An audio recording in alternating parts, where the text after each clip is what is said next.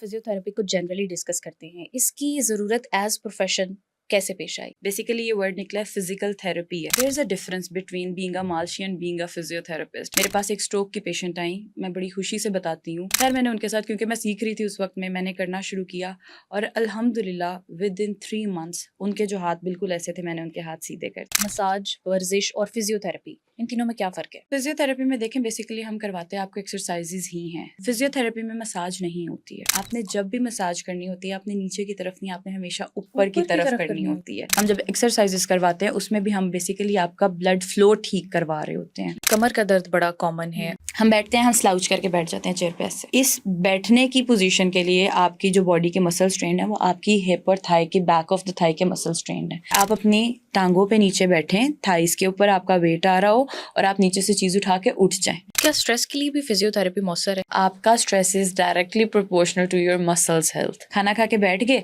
बैठ के भी ऐसे बैठ गए। पहले भी तो लोग थे, क्या था, उनके लाइफस्टाइल बेहतर थे। अब के लाइफस्टाइल बेहतर नहीं है। आप देखें, आप सारा टाइम स्क्रीन पे गुजार रहे हैं। अक्सर बच्चे पैदा होते हैं तो उनमें फ्लैट फुट का मसला होता है। आपका जो पाँव के दरमियान है खम होता है, वो कम होता है कंपैरेटिवली। वो आपकी वॉक, आपकी रनिंग, उन चीज़ों में थोड़ा पेनफुल हो सकता है। एक होता है फुट ड्रॉप, जो बच्चों में आपके कोई कंडीशन आ रही होती है, उसमें होता है उनका पाँव गिर जाता है। ख़वातीन घर में काम कर रही होती हैं, सारा दिन काम करती है, रात को जब सोने लगती हैं तो पाँव सूज के इतने बड़े हो जाते हैं। ब्लड पुलिंग हो जाती है आपकी। अस्सलाम वालेकुम, मैं हूँ फ़ायज़ा इमदाद। व्यूअर्स, पुरसुकून सेहत के इस पॉडकास्ट में हम एक बहुत ही अहम टॉपिक पर बात करेंगे। क्या आपने कभी गौर किया है कि हम दर्द के आदी क्यों हो गए हैं? घुटनों का दर्द होता है तो हम कहते हैं कि एज हो गई है, कमर का दर्द होता है तो हम कहते हैं कि काम ज़्यादा कर लिए। तो क्या दर्द वाक़ई हमारी ज़िंदगी का अब लाज़मी हिस्सा बन गया है? क्या हमने इलाज को नज़रअंदाज कर रखा है?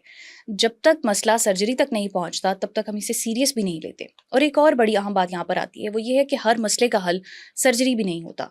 एक ऐसी साइंस भी है जो दर्द का इलाज सर्जरी के बगैर भी कर सकती है, और इसको कहते हैं फिजियोथेरेपी। तो आज के पॉडकास्ट में हम इस साइंस पर गुफ्तगू करेंगे। हमारे साथ मौजूद है बड़ी ही प्यारी डॉक्टर नूर फातिमा, जो फिजियोथेरेपिस्ट भी हैं। उन्हें वेलकम करते हैं। अस्सलाम वालेकुम। वालेकुम अस्सलाम। Thank you so much for coming. Thank you so much for having me. Noor, सबसे पहले हम फिजियोथेरेपी को जनरली डिस्कस करते हैं, इसकी ज़रूरत एज प्रोफेशन कैसे पेश आई? सबसे पहले, जैसे आपने बात बड़ी खूबसूरत की कि हर चीज़ का इलाज चीर फाड़ के साथ नहीं होता है और सिर्फ सर्जरी इसका इलाज नहीं है। तो फिजियोथेरेपी का अगर आप वर्ड देखें, इटसेल्फ आपको ये बता देगा कि ये क्या है। बेसिकली ये वर्ड निकला है फिजिकल थेरेपी है।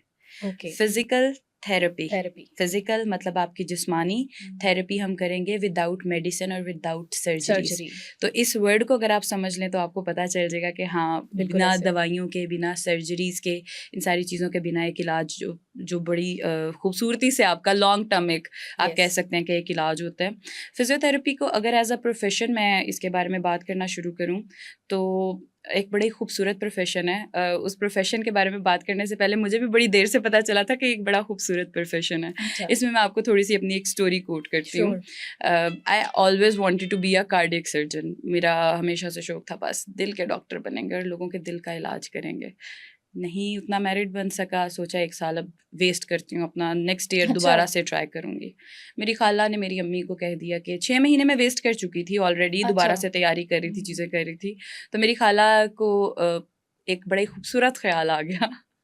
उन्होंने मेरी अम्मी से कहा कि बेटियों के साल नहीं ज़ाया करवाते, उनकी शादियाँ करनी होती हैं। और मेरी अम्मी ने कहा आपकी बात बिल्कुल ठीक है। मेरी अम्मी ने जाके खुद मेरे सारे प्रोसेस और चीज़ें करवा के, उस टाइम पे एक प्राइवेट यूनिवर्सिटी थी, वहाँ पे एडमिशन अभी चल रहे थे। उन्होंने जाके प्राइवेट यूनिवर्सिटी में मेरा एडमिशन करवा दिया और मुझे जी पता चल गया अब मैं यहाँ पर जा रही हूँ। मैंने आना शुरू किया, पहले 2 सेमेस्टर इतने बेदिली के साथ पढ़ना शुरू किया, लेकिन जब एनाटमी पढ़ना शुरू की, इंसानी जिस्म को पढ़ना शुरू किया, तो पता चला नहीं, इंटरेस्ट वाला काम तो है। करते करते करते करते खैर किसी तरह हमारे 5 साल गुजर गए और उसमें कोविड भी आ गया साथ साथ। प्रैक्टिस हमारी जैसे होनी थी वैसे नहीं हो सकी, क्योंकि हम उस तरह से हॉस्पिटल्स में जाके रोटेशंस नहीं कर सके।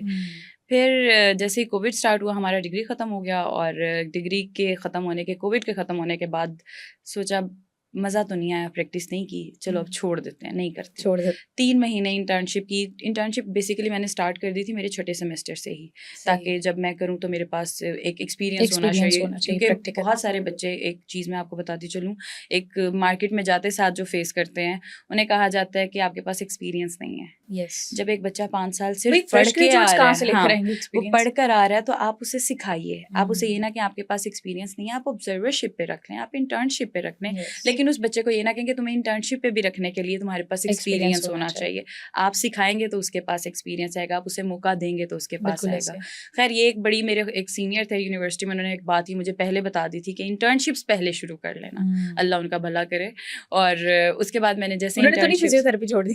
नहीं वो फिजियो से थे भी नहीं, वो किसी अच्छा और अच्छा, फील्ड से थे, लेकिन अच्छा, उन्होंने मुझे एक अच्छा मशवरा दे चलें दिया। अच्छा हो गया। उन्होंने, उनके उस मशवरे पे मैंने अमल किया, छठे सेमेस्टर से शुरू किया। थोड़ी थोड़ी फिजियो आती थी, तो जिस टाइम पे 3 महीने छोड़ दिया, नहीं करना मुझे, नहीं अब फिजियो को आगे लेके चलना, कुछ और करूंगी, अब मैं आगे साइकोलॉजी का कुछ कर लूंगी, मैथ्स कॉम का कुछ कर लूंगी, इंटरेस्ट नहीं है। क्योंकि एक हमारे यहाँ पे बहुत आम बात, बड़े आराम से लोग कह देते हैं तुसी तो मालशी हो, यस, ठीक है। There is a difference between being a मालशी एंड बीइंग अ फिजियोथेरेपिस्ट। एक अब लोग फिजियोथेरेपिस्ट समझ बैठ रहे के, हैं। अब आके कुछ लोग, कुछ हम्म, लोगों को पता चलना शुरू हो गया है। एक जिराह के पास आप जाएं, अक्सर औकात आपको बहुत सारे केसेस ऐसे हमें देखने को मिलते हैं जिनकी हड्डियां टेढ़ी जुड़ जाती हैं। बिल्कुल किसी ऐसे, की फॉर बहुत सारे एग्जांपल, केसेस आते हैं। एक चीज़ आपने लेफ्ट पे लगानी थी, राइट पे लगा दी है। उसकी सबसे बड़ी मिसाल मेरे घर में मेरी अम्मी है।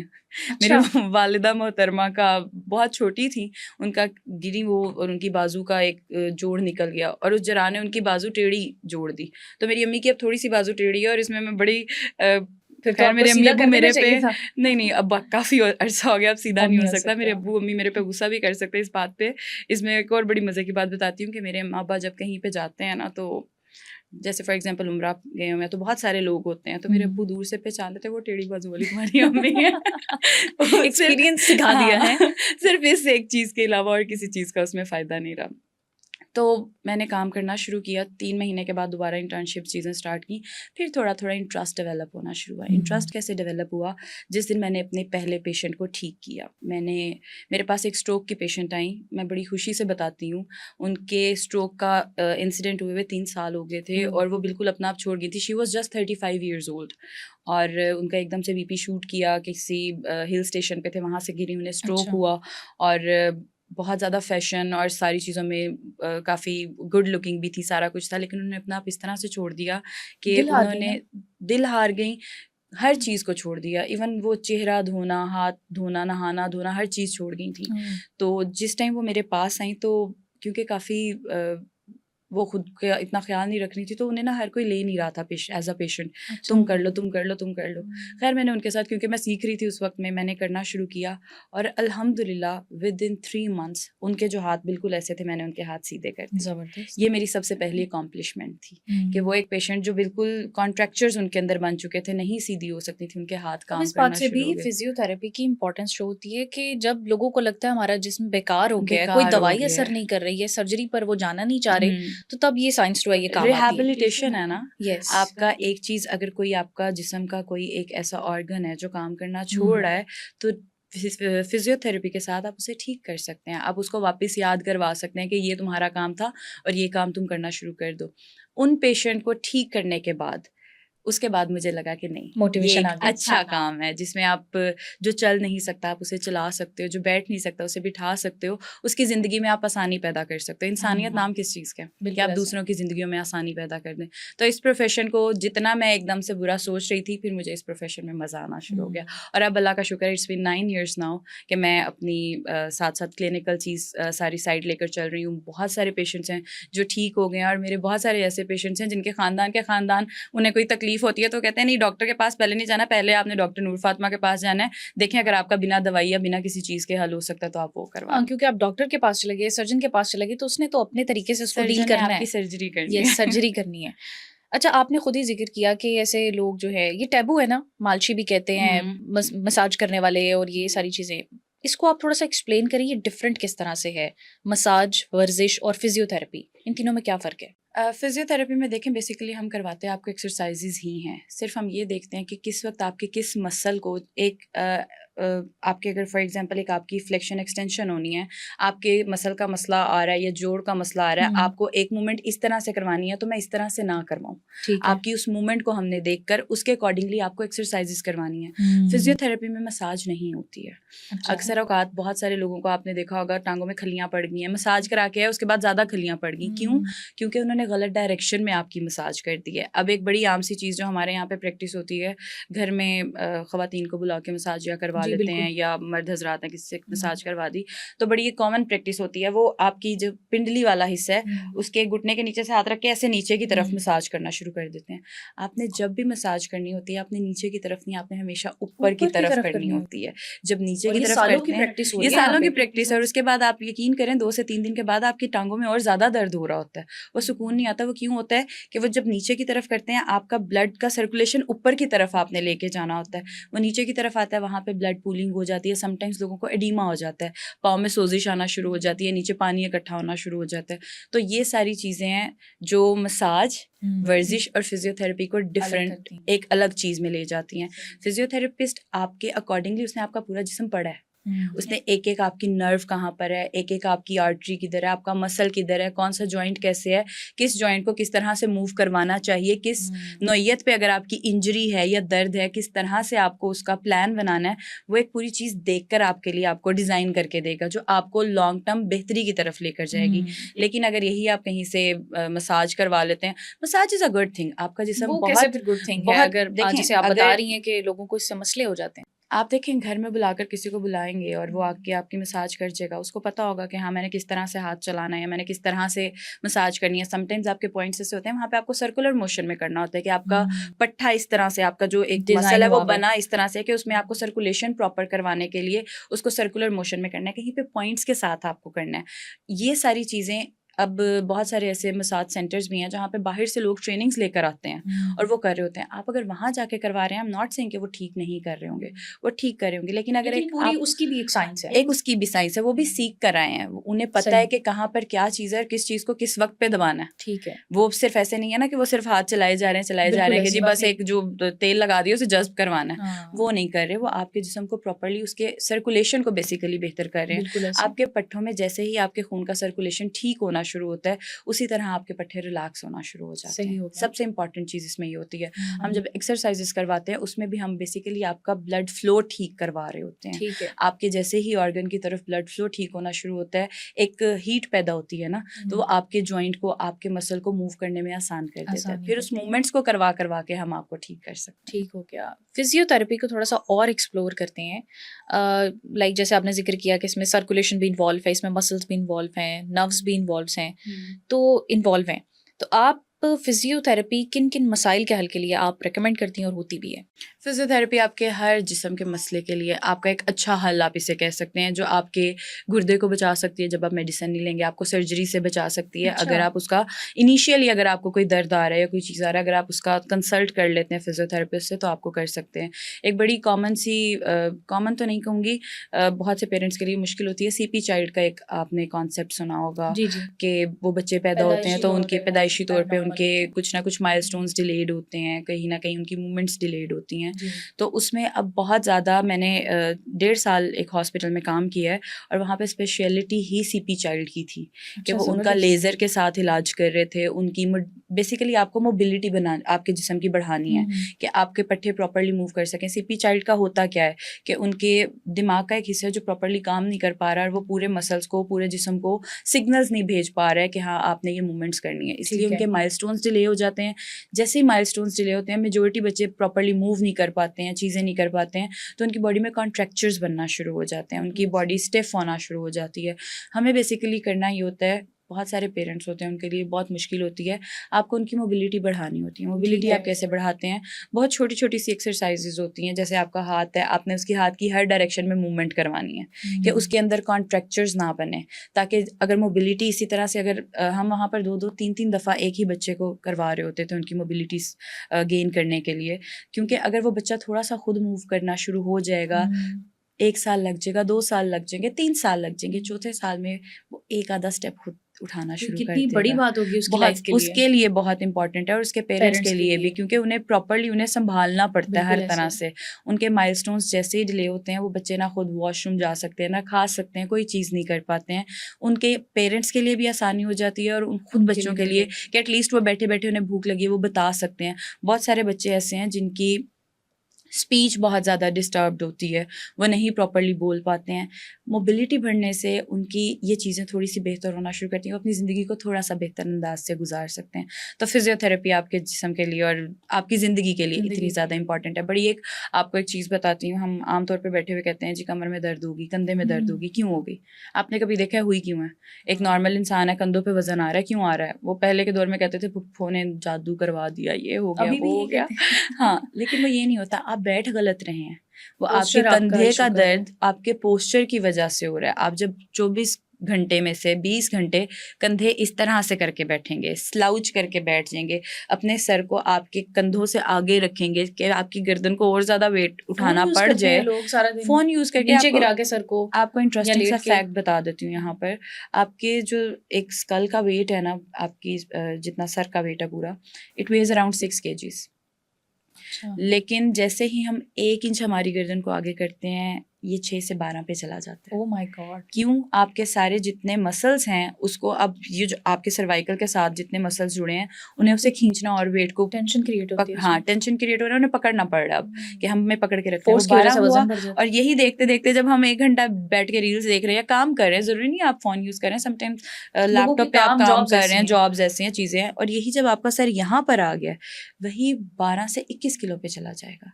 आपके गर्दन जो, उसे लगेगा कि मैंने अब 21 किलो का वज़न खींचा हुआ है। जब उसे उठा के वो रखना इतना वज़न पड़ रहा है, तो खुद बताएं आपके कंधों पे बोझ नहीं बोझ आएगा। पड़ेगा, अब बिल्कुल उस पड़ेगा। बोझ का जब आना शुरू होगा, समटाइम्स लोगों को इतना बुरा मसल स्टिफनेस उनकी होना शुरू हो जाती है कि बेहोश होना शुरू हो जाते हैं। उनको स्ट्रेस इतना ज़्यादा, ज़रा सा स्ट्रेस आया बेहोश हो गए, नर्व्स पे आ गया चीज़। क्यों आया? क्योंकि आपके मसल्स उसको अब बेयर नहीं कर पा रहे हैं, बिल्कुल आपकी ऐसे। एक छोटी सी गलती की वजह से। तो जिस टाइम पे आपको ऐसा फील हो रहा है, अगर आप उसकी थोड़ी सी स्ट्रेचिंग कर लें, किसी फिजियो से जाके आप कंसल्ट कर लें, वही आपका 2 से 3 दिन क्या में कोई मसला खत्म नॉर्मल हो। रेगुलर एक्सरसाइजेज़ हैं? अगर आपकी बहुत इतनी सारी टफ हैं, रूटीन है तो आप बहुत वो सारी कर हैं। लें, हमारे व्यूअर्स को आपके बता दें पास तो कुछ। इतना वास्ट टॉपिक है ना पोस्चर मैनेजमेंट का, इसके ऊपर मैं पिछले 5 साल से काम कर रही हूँ कि आधे से ज़्यादा हमारे मसाइल ही हमारी पोस्चर की मिसमैनेजमेंट की वजह से हैं बिल्कुल कि ऐसे। हम ठीक से बैठ नहीं रहे हैं, ठीक से खड़े नहीं हो रहे हैं, ठीक से लेट नहीं रहे हैं, और क्या है कि उसके बाद मसाइल बढ़ते जा रहे हैं, बढ़ते जा रहे हैं, बढ़ते जा रहे हैं। अब अगर फॉर एग्जांपल अभी हमने बैठने की ही बात की है, गर्दन की बात की है, तो 2-3 एक्सरसाइज हैं जो बड़ी कॉमन सी हैं। मैं पहले भी बहुत बार लोगों को हमारे कुछ सेशंस होते हैं उसमें बता चुकी हूँ कि अगर आप एक चीज़ का ख्याल रखें, आपके जो कान हैं और आपके कंधे हैं, ये दोनों आपस में अलाइन होने चाहिए। आप स्ट्रेट जब बैठना बैठ चाहिए। रहे हैं तो अभी तो आप मैं ये बैठी देखें, हूँ। हाँ, आप जब बैठ रहे हैं आप देखें कि आपके जो कंधे हैं और कान, इन दोनों की अलाइनमेंट सेम है। अगर आपके कान आगे हैं तो भी आपका पोस्चर पीछे है, अगर आपके कान पीछे हैं हैं तब भी तब भी पोस्चर आपका गलत है। पोस्चर ठीक नहीं है। तो इस चीज़ का ख्याल रखना शुरू करें ताकि आप आपकी गर्दन के ऊपर थोड़ा बैलेंस सा, जो है वो हाँ, वेट का रहे। थोड़ा सा वेट का बैलेंस वो कर सके। अब आप एक्सरसाइजेज कौन सी कर सकते हैं? बड़ी नॉर्मल सी एक्सरसाइज है, सबसे आसान है। आपने अपने कान की ऊपर वाले हिस्से पे हाथ रखें ओके। और अपनी गर्दन आपने उस टाइम सीधी रखनी है और उसे अपने रिलैक्स कंधे की करना है। तरफ लेकर आए। आपको यहाँ पे एक फील आएगा कि यहाँ से कुछ खिंच रहा है। आपने इसे 5 to 7 सेकंड्स के लिए होल्ड करें और फिर छोड़ें, आराम से छोड़ें।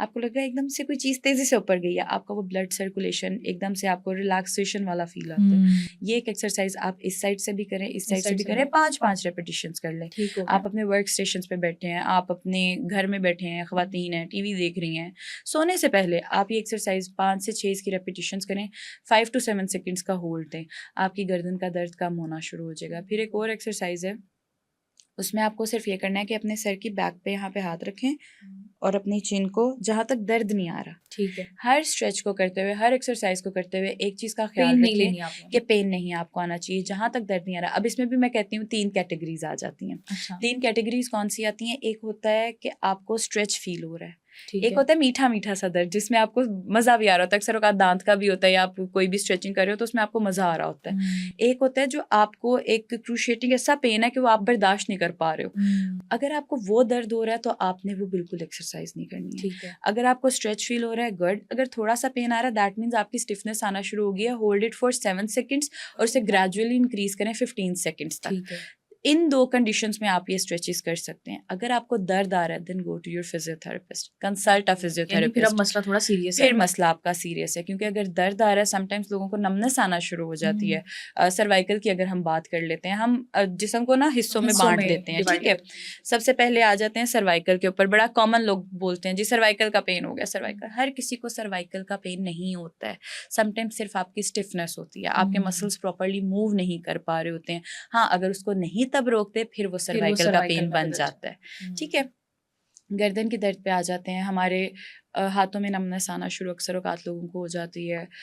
सोते हुए लोग शिकायत करते हैं। सोते हुए भी होती है। बहुत सारी इस तरह से होती है कि आपकी आखिरी 2 उंगलियों में यहाँ पे नमनेस आना शुरू हो जाती है। अच्छा। उसकी वजह क्या होती है कि हमारे नर्व्स अगर कहीं पे इम्पिंज हो रही हैं तो वो आपका पहला सिम्टम ये देती है कि या तो आपको रेडिएटिंग पेन मिलेगी जो पेन ट्रैवल कर रही होगी। अच्छा। जो आपका नर्व का पेन, अब एक नॉर्मल पेन और एक नर्व का पेन, इन दोनों का डिफरेंस ये है, अगर आपका पेन ट्रैवल कर रहा है किसी एक जगह से दूसरी जगह तक चलकर जा रहा है तो वो आपका नर्व का पेन है। आपका कहीं ना कहीं नर्व का इश्यू बन रहा होगा। अगर एक ही जगह पर है तो फिर वो आपका कोई और इश्यू हो सकता है, मसल का हो सकता है, समटाइम्स कुछ लग जाता है, कोई चीज हो जाती है, वो इस वजह से भी आपका पेन हो सकता है। अब नर्व का पेन आएगा, आपको उसमें रेडिएटिंग एक तो पेन आएगा जो ट्रैवल कर रहा होगा। सेकंड, आपको नमनेस आना शुरू हो जाएगी। हाथ पांव सुन्न होते हैं। हाथ पांव सुन्न होते हैं आपकी। मोस्टली लोगों का होता है हाथों की ये वाली उंगलियां, लास्ट 2 फिंगर्स में या ये वाली उंगलियों में नमनेस आना शुरू हो जाती है या पेन ट्रैवल करना शुरू हो जाता है। उसका रीज़न क्या होता है? हमारी रेपिटेटिव मूवमेंट्स की वजह से। अब रेपिटेटिव मूवमेंट्स कोई भी हो सकती हैं। वो रेपिटेटिव मूवमेंट्स आपकी राइटिंग हो सकती है, ड्राइविंग हो सकती है, ख़वातीन घर में खाना बना रही हैं वो हो सकती है, कोई भी चीज़ आप टाइपिंग कर रहे हैं, कोई भी चीज़ कर रहे हैं, कोई भी आप रेपिटेटिव मूवमेंट कर रहे हैं, उसकी वजह से आपको पेन आ सकता है। अब होता क्या है, हमारे यहाँ पे एक टनल होता है, उस टनल में से हमारी नर्व्स पास कर रही होती हैं। अब जब हम रेपिटेटिव मूवमेंट्स करते हैं ना, वहाँ पे एक इन्फ्लेमेशन, सोजिश होना शुरू हो जाती है और वो वहाँ पे आपकी नर्व को दबाना शुरू कर देती है। जैसे नर्व आपकी यहाँ पे, जरूरी नहीं है वो नर्व आपकी यहाँ पे दबी हुई है, वो नर्व आपकी किसी भी आपके पॉइंट पे हो सकती है। अब हर नर्व हमारी अलहदा जा रही है। यहाँ की नर्व अलहदा है, कमर की नर्व अलहदा है, टांगों की अगले हिस्से की अलहदा है, पिछले हिस्से की अलहदा है। ये सारी नर्व्स अलहदा अलहदा है जो आपके हर जिस्म को के पार्ट को अलग अलग सेंसर्स और वो सारी चीजें कहीं सिग्नल्स पहुंचा रही हैं। ठीक है। अब यहाँ पर जब वो एक नर्व यहाँ पर इन्फ्लेमेशन हुई, वो दबना शुरू हुई, तो आपके यहाँ पे दर्द भी आना शुरू होगी, आपके यहाँ पे नमनेस भी आना शुरू होगी। आपको नहीं पता चल रहा, आपको लग रहा है आप एक नॉर्मल काम कर रहे हैं, लेकिन आप रेपिटेटिव मूवमेंट कर रहे हैं। अब इन रेपिटेटिव मूवमेंट्स को आपने रोकना कैसे है? सबसे पहले माइंडफुल रहना शुरू करें कि जब भी आप आधे घंटे का काम करें, आधे घंटे के बाद 2 मिनट का ब्रेक लें, थोड़ा सा रेस्ट ले लें। आप कुछ भी कर सकते हैं। मैं समटाइम्स जैसे हमारे ऑफिस में या कहीं पे सेशंस होते हैं तो उसमें लोग कहते हैं हम कैसे ब्रेक लें। ब्रेक लेने का मतलब ये नहीं है कि आप फारिग बैठ जाएं। आपका जो पोस्चर है उसको बस चेंज कर दें। आप अगर बैठ के काम कर रहे हैं, आप 2 मिनट के लिए खड़े हो जाएं। आपको नहीं आपके ऑफिस में कहेंगे कि आप 2 मिनट के लिए क्यों खड़े हुए हैं। आप खड़े होकर काम कर सकते हैं। अगर आप खड़े होकर कर रहे थे 2 मिनट के लिए बैठ जाएं, वॉक कर लें, थोड़ी बहुत वॉक कर लें। एक जापानीज रिसर्च के अकॉर्डिंगली, फैक्ट्स पे बात चल रही है ना, आपको हर 1 घंटे में कम से कम 5 से 10 मिनट का ब्रेक लेना है। अगर आप नहीं ले पा रहे हैं किसी चीज़ के वजह से तो 2 घंटे के बाद लाजमी 20 से 25 मिनट का ब्रेक ले लें। अच्छा, हमारे हाथ के जैसे ही मैंने अभी आपको बताया कि कार्पल टनल सिंड्रोम हम उसे बोलते हैं। आपकी इन्फ्लेमेशन होती है, उसकी वजह से आपकी उंगलियों में और दर्द, एक रेडिएटिंग पेन आना शुरू हो जाती है। ठीक, वजह क्या थी? सिर्फ एक रेपिटेटिव मूवमेंट। बात हम ये कर रहे थे कि हमें पता नहीं होता, हमारी छोटी छोटी सी गलतियां हम कर रहे होते हैं जो कि बहुत बड़े मसाइल नहीं होते हैं। बिल्कुल, अगर हम उन्हें ही ठीक कर लेते हैं तो वो बेहतर हो जाता है। बड़े मसाइल से आपकी जान छूट जाती है। अब इसी तरह अगर हम कुछ स्ट्रेचेस की बात कर लेते हैं कि ऐसे कौन से स्ट्रेचेस हैं जो हम कर सकते हैं। बैठे बैठे एक बड़ी नॉर्मल सी चीज़ है, आप ये तो कर सकते हैं आराम से, ये कर सकते हैं, बैठे बैठे ये कर सकते हैं। इसमें कोई रॉकेट साइंस नहीं है, किसी को कुछ नहीं करना। हाँ, बस आपने इस वक्त पे अपना हाथ ऐसे सीधा रखना है और उसको होल्ड करके रखना है। कलाई से इसको हमने हाँ, ऊपर आपने और यहाँ पे नीचे। अपनी उंगलियों से पकड़ना है, हाथ आपका सीधा, और ये होल्ड करके रखना ठीक है हो आपने। गया। हर एक्सरसाइज, जो भी एक्सरसाइज है, आपने उसे 5 to 7 सेकंड से स्टार्ट करना है और आपने उसको लेकर जाना है 15 सेकंड्स तक, आहिस्ता आहिस्ता ग्रेजुअली इंक्रीज करना है। बाजुओं के लिए ये कर दिया, गर्दन के लिए आपने ये कर दिया। ठीक अब है। आ जाते हैं आपकी समटाइम्स ये कंधों में वाले बहुत स्ट्रेचेस दर्द, जो है ये हमें सर्वाइकल पेन से बचा सकते हैं। सर्वाइकल पेन से बचाते हैं। ठीक अब है। आपकी जब कंधों में पेन आ रहा होता है, उसके हम्म। लिए बहुत बहुत ही इजी एक्सरसाइज है, करने वालों को अगर समझ आ जाए। उसमें आपने क्या करना है, अपनी एक कोनी के अंदर दूसरी कोनी को दबाएं ऐसे, ठीक है। और ये ऐसे, ये आपने इसको होल्ड करके रखना है। 5 to 7 सेकंड्स के लिए होल्ड करें और फिर आराम से छोड़ दें। इसी ठीक तरह है। दूसरी बाजू को कोनी के अंदर कोनी रखें और इसको दबाएं। आपके जितने जॉइंट्स के यहाँ के पेन आ रहे होते हैं, या आपके बाइसेप्स ट्राइसेप्स के पेन आ रहे होते हैं, ये सारे पेन आपके इससे बहुत हद तक कम होना शुरू हो जाएंगे। जबरदस्त हो गया। बेसिकली आप अपनी बॉडी की सिर्फ फ्लेक्सिबिलिटी बढ़ा रहे हैं। जो मोबिलिटी आप प्रॉपर्ली नहीं कर पा रहे हैं, आपने वो आप उसको सारी स्ट्रेचेस के थ्रू कर रहे हैं। स्ट्रेचेस के थ्रू आपने अपनी बॉडी की पूरे जितने मसल्स हैं उनको मूव करवाना है। अच्छा, गर्दन के बाद कमर का दर्द बड़ा कॉमन है। अक्सर खातीन इसका जो है वो जिक्र करती हैं। इंजेक्शंस की मैं बात नहीं करती, इस पर बहुत डिस्कशन बहुत सारे पॉडकास्ट में हो गई है, लेकिन उसके अलावा भी घर के काम ऐसे हैं, झुकते हैं तो दर्द होता है, बैठते हैं तो दर्द होता है। इसकी ज़रा हमें बता दें कि क्या फ़िलॉसफी है इस दर्द की और इसके लिए क्या हल है। अच्छा, आपने बड़ी खूबसूरत अभी बात की कि झुका नहीं जाता, बैठा नहीं जाता। इसी में इन सारी चीज़ों के मसाइल आ जाते हैं। हमारे झुकने का अंदाज़ कमर की दर्द का बहुत बड़ा रीज़न, एक आपका बैठना, गलत तरीके से बैठना। अब बैठते हुए हमारा गलत तरीके से बैठना क्या होता है, हम बैठते हैं, हम स्लाउच करके बैठ जाते हैं चेयर पे ऐसे। हाँ, अब आपकी नॉर्मल कमर रूटीन के है। ऊपर प्रेशर आ रहा है तो डेफिनेट सी बात है कमर में दर्द होगा। इस बैठने की पोजीशन के लिए आपकी जो बॉडी के मसल स्ट्रेन है वो आपकी हिप और थाई के बैक ऑफ द थाई के मसल स्ट्रेन है। आप अगर स्लाउच करके बैठेंगे तो एक चीज आपकी कमर है वो ऐसे बेंड हो रही है। यस, अब यहाँ पे प्रेशर बढ़ गया। जैसे ही प्रेशर बनेगा, समटाइम्स लोगों को हर्निएशन हो जाता है जी। ऐसे ही आराम से बोल देंगे हमारा डिस्क का हर्निएशन हो गया जी, या डिस्क स्लिप हो गया। क्यों हो गया, उसका रीजन क्या था, आपका गलत पोस्चर था। अब इस गलत पोस्चर की जब हम बात कर रहे हैं, हम बहुत सारे एक झुकते हुए हम गलती क्या कर रहे होते हैं। बहुत सारे लोगों को ऐसे होता है कि जी जर्क हुआ, एकदम से झुक के उठे और उठा नहीं गया दोबारा, चुक पै गई, कोई चीज ऐसे हो गई। अब गलती क्या की, आप एकदम से नीचे झुक गए। आपने जब कोई चीज नीचे से उठानी है तो एक उसका बड़ा एलिगेंट सा तरीका है कि आप अपनी टांगों पे नीचे बैठें, थाइस के ऊपर आपका वेट आ रहा हो और आप नीचे से चीज उठा के उठ जाएं। एक सलीकामंद इंसान इस तरह से बैठेगा, डायरेक्टली ऐसे नहीं होगा। तामुल मिजाजी होनी चाहिए। बिल्कुल। अब जब आप डायरेक्टली एकदम से झुकेंगे तो आपकी फिर क्या होगा कि कमर का वो जो एक नीचे वाला हिस्सा है उसके ऊपर एकदम से प्रेशर आया। अब जैसे ही प्रेशर आया, वहां से आपके मसल्स भी स्टिफ हुए, कहीं ना कहीं आपके वर्टिब्रास के ऊपर भी प्रेशर आ गया। अब जैसे ही वर्टिब्रास के ऊपर प्रेशर आया, कहीं ना कहीं नर्व इम्पिंच हो गई या कोई और चीज होगी। जैसे ही नर्व आपकी कमर की इम्पिंच होगी तो आपकी टांगों की तरफ दर्द अक्सर मर्द हजरात ऐसा करते हैं, पानी की बॉटल्स उठानी होती हैं, पानी की बॉटल, उसका भी एक तरीका है कि आप बैठें, बैठ के बॉटल को उठाएं, चाहे बैक पे उसको कर लें या वैसे जैसे भी करें, लेकिन बैठकर फिर कोई भी चीज, आपका पेन गिरा, कोई चीज आपको नीचे से जब उठानी है, बैठिए, बैठकर चीज को पकड़िए और फिर उठिए। हर चीज को करने का जो पाकिस्तान है ना, जितनी देर में हमने झुकना है उतनी देर में चीज उठाई जानी है। नहीं, ऐसे घर में कहाँ हो सकता है। जब आपने आपने तरीके सिर्फ बदलने हैं, जिंदगी गुजारने के तरीके आसान करने हैं। हमें लगता है कि वो 30 सेकंड अगर हमें नहीं मिलेंगे तो पता नहीं क्या हो जाएगा। अगर वो 30 सेकंड आप प्रॉपर्ली यूज कर लेंगे तो आपके अगले 30 साल वाली दर्द नहीं रहेगी। तो इन चीजों को थोड़ा सा करना शुरू करें। अब हम बात कर रहे थे कि बैठ के हमारी कमर में दर्द, स्लाउच करके बैठ गए, क्या हुआ, हमारी कमर में एक स्पाइन है ना, स्पाइन एस बना हुआ है, आपकी स्पाइन भी बिल्कुल एस की तरह है।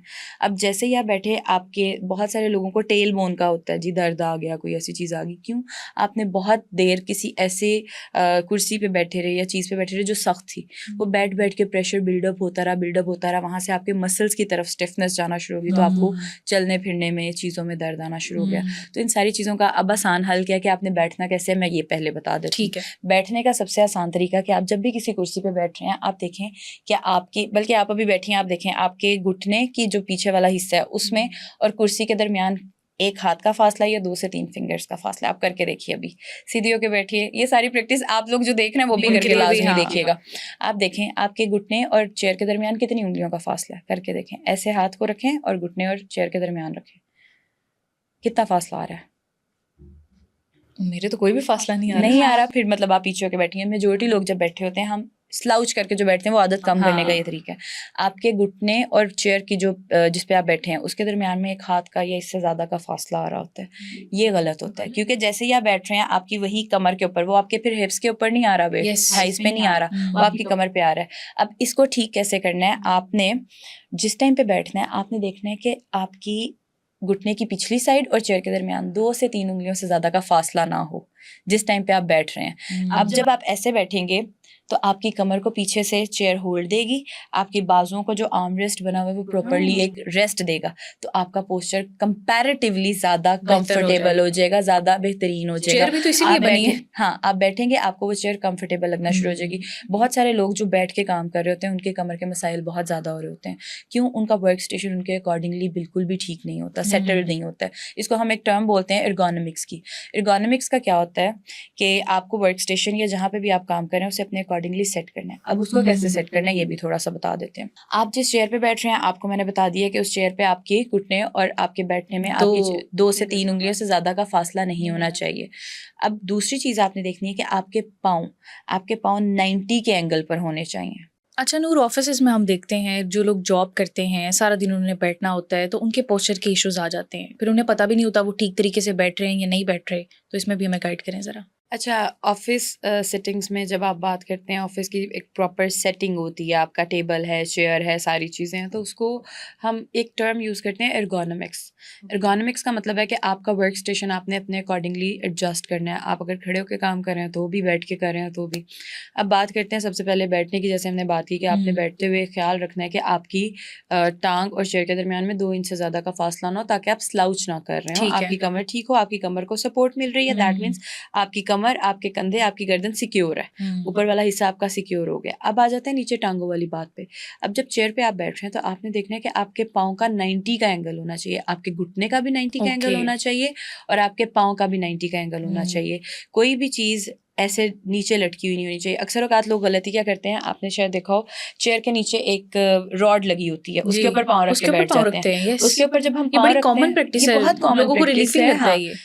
समटाइम्स इट इज़ रिलीविंग, लेकिन नहीं होता ज़्यादा देर के लिए जब आप इसे प्रैक्टिस करते हो। वो किस तरह से, अब जब आपने एक ज़मीन से ऊपर, ग्रेविटी से ऊपर आपने पाँव रख दिया और आपने सिर्फ अपनी हील से होल्ड करने की कोशिश की हुई है आपकी टांग को, तो आपके जितने पिंडलियों के मसल्स हैं, आपके काफ के मसल्स और टांगों के मसल्स हैं, उन्हें होल्ड करना पड़ रहा है, वो पुल हो जाएंगे आपके। अब वो जब होल्ड एक चीज़ एक्सेसिव उसका एनर्जी लग रहा है ना उसके ऊपर, जैसे ही वो एनर्जी ज़्यादा लग रहा है तो आपको वहाँ पे क्रैम्प्स शुरू हो जाएंगे, स्टिफनेस आना शुरू हो जाएगी।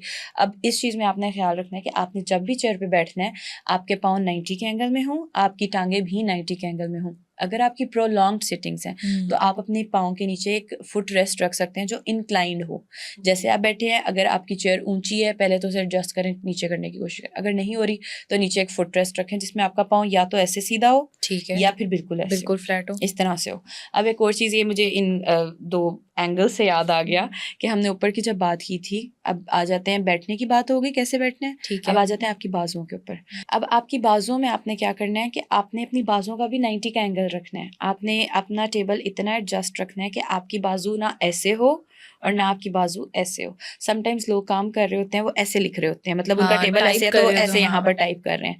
ये आपके जैसे ही यहाँ पर एक एंगल बना इस चीज़ का, फिर वही बात, आपका जो यहाँ पर एक इन्फ्लेमेशन होगा, रेपिटेटिव मूवमेंट्स हो रही हैं, यहाँ से आपको पेन आना शुरू हो जाएगा। अब इसमें आपने अपना पोस्चर कैसे रखना है, आपके हाथ या तो ऐसे टाइप होने चाहिए, आजकल स्टैंड्स आ गए हैं आपके कीबोर्ड्स के लिए, आपके लैपटॉप्स के लिए, चीज़ों के लिए, ऐसे रखें, या फिर आपके हाथ इस तरह से, ये इस मोमेंट में, मतलब 90 के एंगल पे यहाँ पे आपका टेबल हो और यहाँ पर आप टाइप कर रहे हो। आपकी चीज़ ना ऐसे हो और ना ऐसे हो, मतलब जो एक आपके एक अल्लाह ताला ने जैसे हाथ बनाया है उसे वैसे ही रखें। मूवमेंट्स के लिए यूज करना है, लेकिन फिर तो ऑफिस में किसी का टेबल छोटा होने वाला, किसी का बड़ा होने वाला, लेकिन आप उनको एडजस्ट कर सकते हैं ना। देखिए, आप अपनी चेयर को एडजस्ट कर सकते हैं, चेयर आपकी एडजस्टेबल है, नहीं हो रही तो आप उसके नीचे कोई कुशन रख सकते हैं, कोई चीज़ रख सकते हैं, उसे ऊपर कर लें, नीचे कर लें। आपका टेबल आपके अकॉर्डिंगली, वो बदलेंगी नहीं सारी चीज़ें। अच्छा, फिर तो ऑफिस में किसी का टेबल छोटा होने वाला है, किसी का बड़ा, तो ऑफिस की खूबसूरती में भी गड़बड़ हो जाएगी। नहीं, कोई बात नहीं, आप अपने अकॉर्डिंगली उसे एडजस्ट कर सकते हैं। आपका चेयर एडजस्टेबल है, अगर वो ज़्यादा ऊपर नीचे नहीं हो पा रहा, आप कुशन्स यूज़ कर लें। आप बजाय इसके कि आप एक 60-70-80 हज़ार की चेयर चेंज करें, आप वो एक 1800 या 1500 का एक जो आर्म रेस्ट या एक कुशन आपको मिल रहा है, आप उसे हाँ। इस्तेमाल कर सकते हैं। अब हमने टेबल की बात कर ली, अब आ जाते हैं हमारे गर्दन वाले हिस्से के ऊपर कि आपके बाजुओं का एंगल क्या है। 90 के एंगल पे आपकी ये सारी चीज़ें होनी चाहिए। आपकी आंखें नीचे की तरफ भी नहीं देखनी चाहिए और ऊपर की तरफ भी नहीं देखनी आंखों चाहिए। का बैलेंस भी डायरेक्टली होना चाहिए। आपका जो स्क्रीन आप देख रहे हैं, हम्म, उसके ऊपर डायरेक्टली आपकी आंखें जानी चाहिए। मतलब डायरेक्ट आपका एंगल उसका इस तरह से आपको अपनी स्क्रीन को एडजस्ट करना है। वही हम्म। बात आ जाती है, स्टैंड्स आ जाते हैं, आप वो स्टैंड्स ले सकते हैं जिसके साथ आप उसे एडजस्ट करके चल सकते हैं हम्म। और काम अच्छा, करते हुए आंखों की बहुत। थकावट हो जाती है इसी पे लोगों मैं को। बात करने लगी हाँ, हूँ। तो क्या इसकी बहुत ज़्यादा। रिलैक्सेशन के लिए भी कोई है जी हल हो बिल्कुल, सकता है? बहुत सारी चीज़ें हैं आपकी। बहुत एक कॉमन चीज़ लोग बोलते हैं, हमें माइग्रेन हो गया। हाँ, बड़ा या कॉमन साइनस। है, माइग्रेन हो गया, माइग्रेन हो गया। ज़रूरी तो नहीं है वो माइग्रेन हो, वो समटाइम्स आपके आँखों पे स्टिफनेस हो सकती है और वो स्टिफनेस किस वजह से है, आपकी स्क्रीन में एक ब्लू फैक्टर होता है, जो आपके मेलाटोनिन की प्रोडक्शन को कम कर देता है। मेलाटोनिन जैसे ही आपका कम होता है, आपकी नींद डिस्टर्ब हो जाती है। नींद डिस्टर्ब होती है तो आपकी आँखों के पट्टे, डेफिनेट सी बात है, जिन्होंने रात को कमजोर हो बंद जाते करके हैं। उन्होंने रिलैक्स होना है, वो नहीं हो पा रहे हैं। तो वो फिर आपको क्या, आपको एग्जॉस्ट वाला फील आना शुरू हो यस। जाएगा, आपको स्टिफनेस वाला फील आना शुरू हो जाएगा। अब होगा क्या, जब आप बहुत देर तक स्क्रीन का इस्तेमाल कर रहे हैं, आपकी आंखों में थोड़ा थोड़ा भारीपन आना शुरू होगा, भारीपन से यस। खिंचाव आना शुरू होगा। वो आपके सर पे जाएगा, सर से गर्दन पे जाएगा, गर्दन से कंधों पे आएगा, कंधों से कमर पे और कमर से नीचे टांगों में। पैरों पे। सिर्फ एक आंखों से आपका शुरू हो रहा था और वो क्या था, सिर्फ आपकी एक नेग्लिजेंस थी कि आपने नहीं सोचा कि हाँ अब मुझे ब्रेक लेना चाहिए, मुझे इस चीज़ को छोड़ना चाहिए। उसकी वजह से आपका दर्द शुरू हुआ। एक चीज़ जो मैं हमेशा कहती हूँ, रात को सोने से 1 घंटा पहले अपनी स्क्रीन्स को छोड़ दें।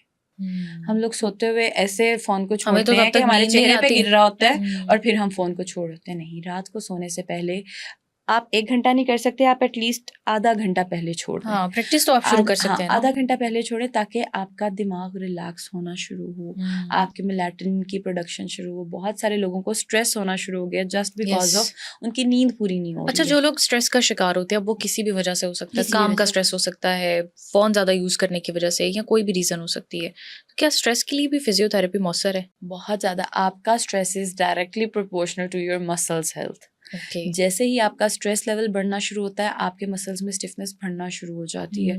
आप उस स्ट्रेस को नॉर्मलाइज कर सकते हैं चीज़ों को। मैं नहीं कहती हूँ आप फिजियोथेरेपिस्ट के पास जाएं।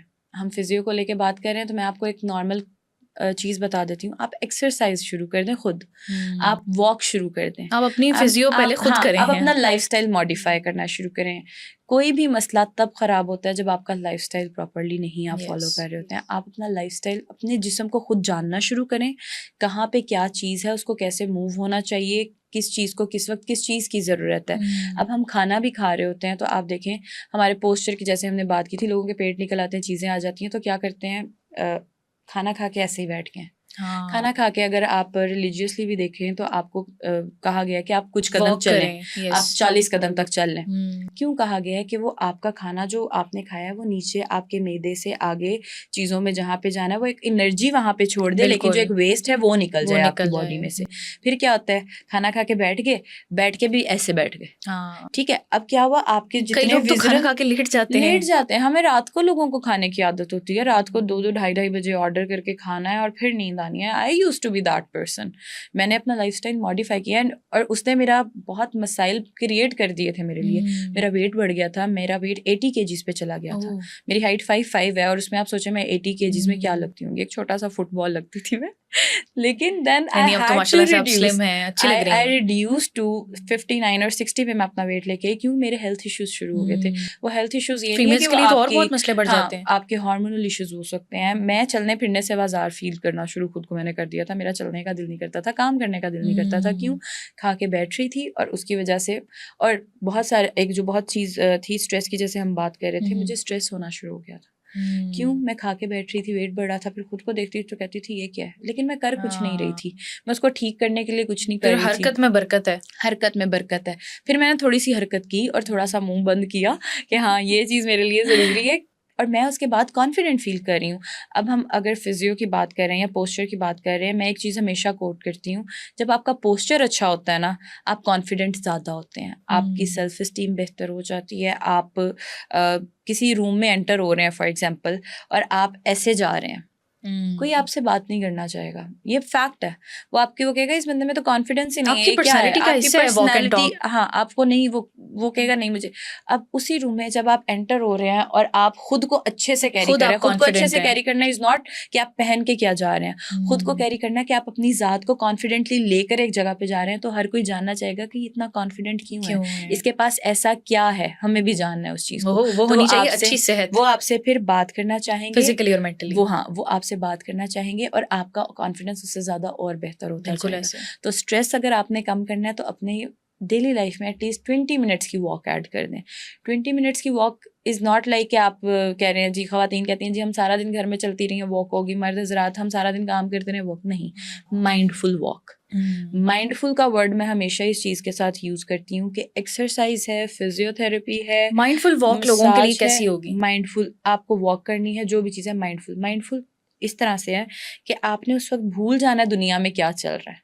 आपने उस टाइम पे अगर आप वॉक कर रहे हैं, आपकी डीप ब्रीदिंग साथ चल रही हो, आपका दिमाग रिलैक्स हो रहा हो, ताकि जो ऑक्सीजन आपकी जिस्म में जा रही है वो आपके दिमाग तक प्रॉपर जाए और वो दिमाग से जाकर आपके जिस्म में आप आगे जितने सिग्नल्स जाएंगे वो आपके स्ट्रेस को रिलीव करेगी। पैनिक होता है इंसान, तो डॉक्टर उसे क्या कहते हैं, डीप ब्रीदिंग करें, डीप ब्रीदिंग करें, खुद के साथ कनेक्ट करें, अपने आप पे फोकस डीप करें। ब्रीदिंग। एक्चुअली डीप ब्रीदिंग आपके दिमाग तक ऑक्सीजन जब प्रॉपर्ली पहुंचाती है, आपका स्ट्रेस का लेवल वैसे ही कम होना नीचे हो शुरू हो जाता है। जाता है। तो जब भी आप वॉक कर रहे हैं, एक्सरसाइज कर रहे हैं, तो फिर वही बात माइंडफुल रह के करें, दुनिया की हर चीज़ को भुला के। आई एम नॉट सेइंग कि आप 40 मिनट की आजकल वॉक की करें। जेंजी जो है ये जी। माइंडफुल नहीं है नूर फातिमा, ये बड़ा कंसर्न है। हम्म। फिर कुछ हो जाता है तो फिर फिजियोथेरेपिस्ट के पास तो चलो जाना ही है, लेकिन उन्हें भी कोई हल पहले बता दी। साइकोलॉजिस्ट के पास जाना पड़ता है, फिजियोथेरेपिस्ट के पास जाने से True. पहले भी तो लोग थे। हाँ, क्या था, उनके लाइफस्टाइल बेहतर थे। आपके लाइफस्टाइल बेहतर नहीं है। आप देखें, आप सारा टाइम स्क्रीन पे गुजार रहे हैं, आपकी एक्टिविटीज़ क्या हैं, फिजिकल एक्टिविटीज़ कितनी है। जेंजी की अगर आप बात कर रहे हैं, बड़ों की भी, अब फिजिकल एक्टिविटीज़ क्या है। हमारे घर में मेरी अम्मा है, किसी की अम्मा है, आपकी अम्मा है, वो बैठी, पहले जाते थे लोग एक दूसरे की तरफ, मिलते थे, थोड़ी हिलजुल होती थी चीज़ें। फिर क्या होता था, आपकी एक फिजिकल एक्टिविटी, और आप दूसरों से, अभी जैसे फॉर एग्जांपल आप ले लें बसंत का एक ये है, क्या था, लोग एक दूसरे से मिले हैं, कनेक्ट हुए हैं। आपने थोड़ा टाइम स्क्रीन्स को छोड़कर एक दूसरे को जानना शुरू किया। सब लोगों ने काम शाम छोड़ हाँ, के तो बिल्कुल एंजॉय एक किया दूसरे उसको। वो जो पिछले 6-8 साल से चाचू की तरफ कोई नहीं गया अपने, ईद पर होता वो था लोग, ऐसे। ईद पे भी बहुत कम लोग अब जाते हैं, बहुत कम लोग कर रहे होते हैं। वो हमारे घर से 2 घर छोड़कर एक और घर है, वहाँ पर हमारी गली में कार पार्क करने की जगह नहीं थी। घरों के अंदर तो जगह नहीं थी, बाहर भी कार पार्क करने की आपको जगह नहीं मिल रही थी। मुझे मेरी गाड़ी नहीं पार्क करने की जगह मिल रही थी। वो एक साहब अपनी गाड़ी से निकले, तो मैंने कहा आपने रुकना है या जाना है, क्योंकि वो मैंने उन्हें कभी देखा नहीं था। ये मैं अपने चाचू की तरफ बसंत मनाने आया हूँ। उन्हें मैंने कभी जिंदगी में नहीं देखा था कि वो हमारे यहाँ पे कभी आए हैं, वो साथ अंकल की तरफ आए हुए हैं। वो चाचू की तरफ बसंत मनाने 3 दिन के लिए रहने हैं। 3 दिन में कितनी बातें करेंगे, कितनी एक्टिविटीज और प्लान करके जाएंगे, और अगर वो 10 एक्टिविटीज प्लान करके गए होंगे तो उसमें से 5-6 कर लेंगे वो एक्टिविटीज। तो आपको अपनी लाइफ को एक्टिव करना है, अपनी जिंदगी को, अपने जिस्म को एक्टिव करना है। और वही बात कि 40 मिनट्स की वॉक उसके लिए जरूरी नहीं है। आपकी कोई भी एक्टिविटी हो सकती है, लेकिन दिमाग को रिलैक्स कर कर आपने वो करनी है। और जिस टाइम पे आप उस रिलैक्सेशन के साथ करेंगे, आप यकीन करें उसके 15 मिनट के बाद आप जो भी काम करना शुरू करेंगे ना, वो ज़्यादा बेहतर तरीके से आपको कोई ना कोई हल मिल रहा होगा, ज़्यादा बेहतर तरीके से आप उस अपनी एक्टिविटी को परफॉर्म कर सकेंगे। ऑफिस में अगर लोग इसको प्रैक्टिस करना शुरू कर दें, जब आपका लंच ब्रेक होता है आप नमाज़ पढ़ लें, आप नमाज नहीं पढ़े आप वही 5-10 मिनट वॉक कर लें, वही बैठ के जो आपने वीडियोस या मूवी कोई देखनी है, आप उसको किसी और चीज़ में, कोई फिजिकल एक्टिविटी में उसे करना शुरू कर दें। अपनी खुराक का ख्याल करना शुरू करें। स्ट्रेस का बहुत बड़ा रीज़न, अनफॉर्चुनेट कि अब लाइफस्टाइल में हमें फैमिली टाइम को, एक्सरसाइज को, वॉक को जो है वो भी डिस्कस करना पड़ता है। हालांकि ये बड़ी बेसिक और कॉमन सी चीज़ें हैं जो वैसे ही इंसान को पता होनी चाहिए कि उसकी लाइफ का हिस्सा है। अच्छा नूर, जब फिजियोथेरेपी की बात होती है तो ज़्यादातर लोग ये कहते हैं कि ये इलाज जो है या ये प्रोसेस जो है ये बहुत सुस्त होता है, और अगर आप एक दफ़ा इसको कंटिन्यू करते हैं लाइफ में तो वो कंटिन्यू रहना चाहिए, अदरवाइज़ आपको और मसले शुरू हो जाते हैं। ये कोई मिथ है या फैक्ट है? ये बिल्कुल मिथ है। आप फिजियोथेरेपी की अगर हम बात करते हैं, मेरे पास एक अगर पेशेंट आ रहा है जिसका शर्टिका का इशू है, फॉर एग्जांपल शर्टिका का इशू है, और उसे मैंने कहा है कि आपने 7 से 10 दिन तक मेरे पास आना है। अगर उसके दरमियान में ठीक जल्दी हो जाएगा तो मैं आपको डेफिनेटली घर के लिए गाइड करूंगी, और उसके बाद आप घर में वो एक्सरसाइजेस को कंटिन्यू करें, आपका ये मसला दोबारा नहीं होगा। सही हो गया। अब वो पेशेंट 3 दिन में उसका दर्द ख़त्म हो गया, चौथे दिन मेरे पास नहीं आया। अब 5वें 6ठे दिन के बाद 7वें दिन वो मेरे पास ज़्यादा पेन के साथ आ रहा है। क्यों? अच्छा, क्योंकि उसे लगा मेरा दर्द खत्म हो गया, उसने वो चीज़ें भी करना शुरू कर दी जो वो जो नहीं कर रहा नहीं था। कर रहा जब एकदम से ज़्यादा शुरू की तो आपकी दर्द ऑब्वियस सी बात है हम्म, ज़्यादा बुरे तरीके से और निकलेगी। फिजियोथेरेपी अगर आप करवा रहे हैं, ये सुस्त इलाज आप इसे अगर कहें है, बिल्कुल है, लेकिन ये आपको लॉन्ग टर्म में ठीक करता है।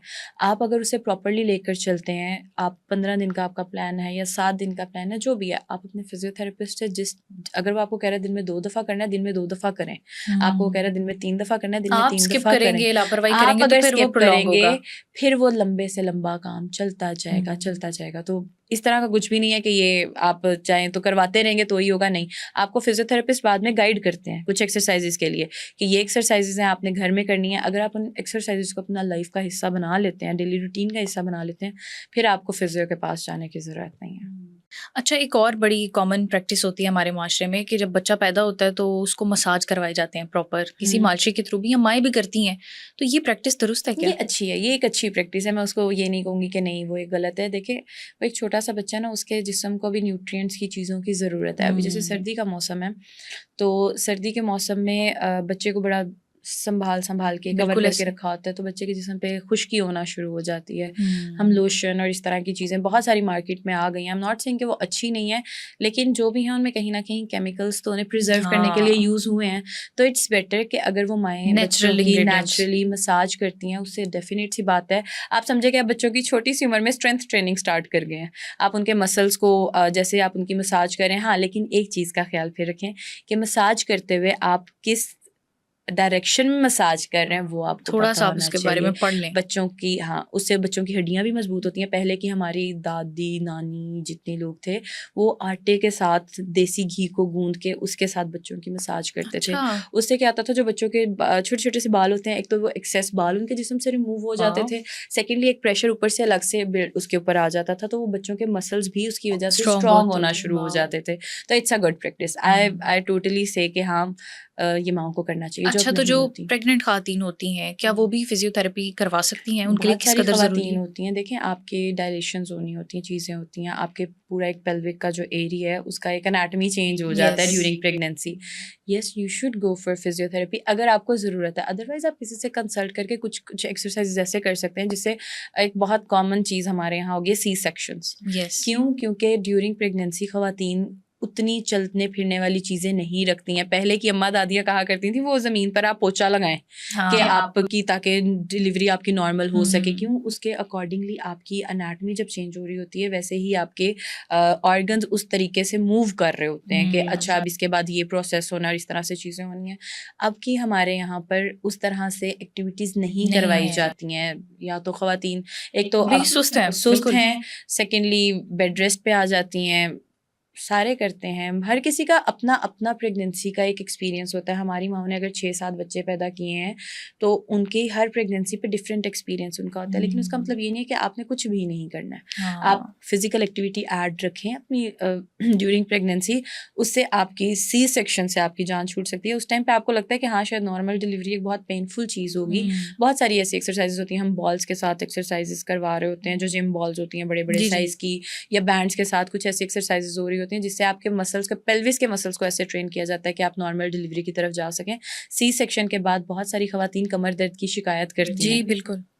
एपिड्यूरल होता है, उसके बाद कमर दर्द का बहुत ज़्यादा तो अ, फिर फिज़ियोथेरेपी फिर मस्ट होती है। फिज़ियोथेरेपी आपके लिए मस्ट हो जाती है। और अक्सर औक़ात ख़वातीन शिकायत करती हैं कि सर्दियों का मौसम जैसे ही आता है, वो जो उनका एक सी सेक्शन हुआ है या कमर में उनका एपिड्यूरल था, वो दोबारा से पेनफुल होना शुरू हो गया। हाँ। दैट इज़ अ थिंग जो बाहर से आपके जिस्म में की जा रही है। तो हुँ। जो एक नेचुरल प्रोसेस होना था, उस नेचुरल प्रोसेस को अगर आप नॉर्मल डिलीवरी की तरफ जाएँ, वो ज़्यादा बेहतर है। सी सेक्शन के बाद जिन ख़वातीन को दर्द होता है, उनकी एक बहुत बड़ी रीज़न ये भी होती है कि एक तो 7 दिन का आपका वैसे ही एक रेस्ट आ जाता है, उसके बाद ख़वातीन के दिल में डर बैठ जाता है। It is a hmm. Very painful thing, yes. क्योंकि एक बहुत इंटेंसिव सर्जरी आप कह लें कि ये होती हुँ। है। उसके बाद कुछ एक्सरसाइज़ेज़ हम फिज़ियोथेरेपी में ड्यूरिंग वो जो एक छिले वाला टाइम होता है, जी, जी। उसमें भी हम कहते हैं कि ख़वातीन को कुछ ना कुछ एक्सरसाइज़ेज़ करनी चाहिए। करनी जैसे वो चाहिए। बैठ रही हैं, तो वो कुछ अपने वो चंद एक आप बता भी दें, चाहे वो नॉर्मल वो डिलीवरी है या कीगल सी सेक्शन। एक्सरसाइज़ेज़ होती हैं। अगर आप यूट्यूब पे लिखते हैं, तो वो कीगल एक्सरसाइज़ होती हैं। वो आपके बेसिकली मसल्स को ट्रेन आप दोबारा कर रहे होते हैं। हुँ। आपके पेल्विस के जितने पेल्विक के मसल्स हैं, वो सारे एक्सपैंड करके होते हैं हुँ। During pregnancy. तो कीगल एक्सरसाइज़ेज़ होती हैं, कुछ कुछ आपके पेट के हिस्से की कुछ ऐसी एक्सरसाइजेज होती हैं जो इस तरह शायद ऑन कैमरा किसी को समझ भी नहीं आएंगी, वो आप करवा सकते हैं, जिससे आपके मसल्स वापस अपनी जगह पर आना शुरू हो जाते हैं, और जैसे ही वो अपनी जगह पर आते हैं आपका पेन आहिस्ता आहिस्ता कम होना शुरू हो जाता है। ठीक है। अच्छा, कुछ लोग सफ़र में होते हैं, वो उस तरह से अपने सेशंस कंटिन्यू नहीं कर सकते, तो अगर गैप आ जाता है फिजियोथेरेपी में, तो क्या इसका कोई ऑल्टरनेटिव है या वहीं से कंटिन्यू किया जा सकता नहीं, है? वहीं से कंटिन्यू नहीं होता। जैसे अगर फॉर एग्जांपल किसी को ट्रैवलिंग करनी पड़ी है ड्यूरिंग देयर फिजियोथेरेपी के सेशंस, तो आप अपने फिजियोथेरेपिस्ट को बताएं कि मैंने ओके। इतने दिनों के बाद जाना है, या अगर आपका एक सडन कोई प्लान बन रहा है या कोई ऐसी है, तो आपको वो फिजियोथेरेपिस्ट साथ एक प्लान देगा। ठीक वो है। ज़रूरी नहीं है मोडेलिटीज़ के साथ हो, क्योंकि जब आप आते हैं क्लिनिक में ऑब्वियस सी बात है आपको इलेक्ट्रिक थेरेपी दी जाती है, हाइड्रोथेरेपी, सारी हर तरह से हम आपको थेरेपीज़ देते हैं। आपको फिर कुछ ऐसे एक्सरसाइजेज़ के प्लान्स हम बना कर देते हैं कि अगर आप उन एक्सरसाइजेज़ को अपने उस सफ़र के दौरान करते रहें, तो जो दर्द आपका जहाँ तक कम हुआ है वो वहीं पे रह जाता है, वो उससे बढ़ता नहीं है। सही हो फिर गया। आगे आके हम उसको दोबारा आगे उसके अकॉर्डिंगली प्लान बना के कर सकते हैं। सफ़र के दौरान मेजॉरिटी लोगों को कमर के मसाइल हो रहे होते हैं या कमर का कोई दर्द है, और उसी यही एक मसला जो ज़्यादा बढ़ जाता है। तो जिनका अगर कोई बहुत लंबी ट्रैवलिंग है या कोई ऐसी चीज़ है, बहुत सारे लोग इस चीज़ को कहेंगे कि हाँ होता है उनके साथ, पैर सो जाते हैं, चीज़ें हो जाती हैं बहुत देर के लिए। जब आप पाँव लटका कर बैठते हैं आपकी ब्लड पूलिंग हो जाती है पाँव Yes. की। तो जब आप कोई लंबा सफ़र करें, कोई चीज़ करें, तो कोशिश करें कि आप अपनी टांगों को बीच में समेट लें, ब्रेक लें, ब्रेक ले लें, छोटी-मोटी चल एक्सरसाइज लें, करें। टांगे ऊपर करके बैठ जाएं, गाड़ी में बैठे हैं जो भी है, थोड़े थोड़े टाइम के बाद अपने पोस्चर्स को आप चेंज करते रहें, तो आपको फिर वो मसाइल वैसे नहीं होंगे। सही हो गया।